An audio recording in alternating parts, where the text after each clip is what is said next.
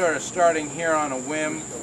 This trailer just happens to be parked here. It happens to have one piece of equipment on it. And people often ask me, well, what's the most important thing about doing organic farming? And I say, well, there is no really one important thing. Each little element contributes in its own way.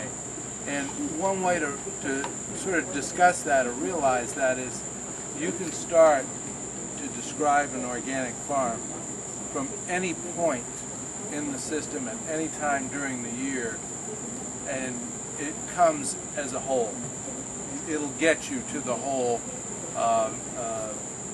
all of the principles of organic farming.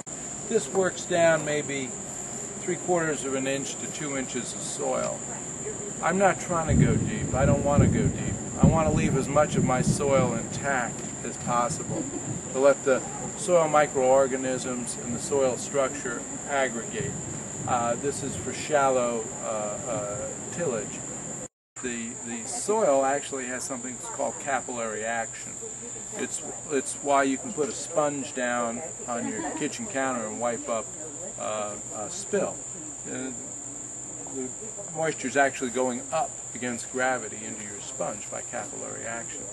Well, if your soil is kept, as we are right here on our firm soil, and particularly if it's not covered, this soil is covered by vegetation, the capillary action will draw the moisture up to the top, and then the sun beats down on it, dries that off, creates a dry spot, and it sucks more. It's like if your sponge is drying out, it's going to continuously draw more moisture from below. Yeah.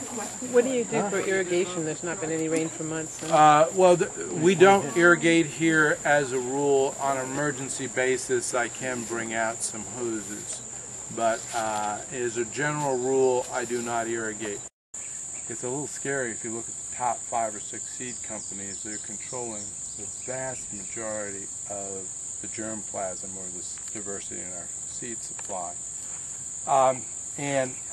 As we go into things like climate change, or as events happen, like just recently, we've discovered the brown marmorated stink bug is going on a big binge in our area. It came originally from East Asia.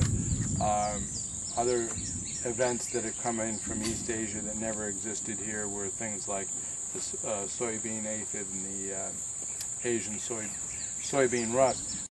When you breed seeds that become much more productive but don't make as much vegetative growth, well, there are sometimes some trade-offs, and this is another example of that.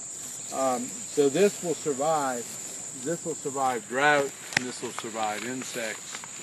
This just keeps on growing. The soy? This happens to be a cowpea. It has about half the protein that a soybean would have, but it's a very sturdy plant and can tolerate heat and drought very well.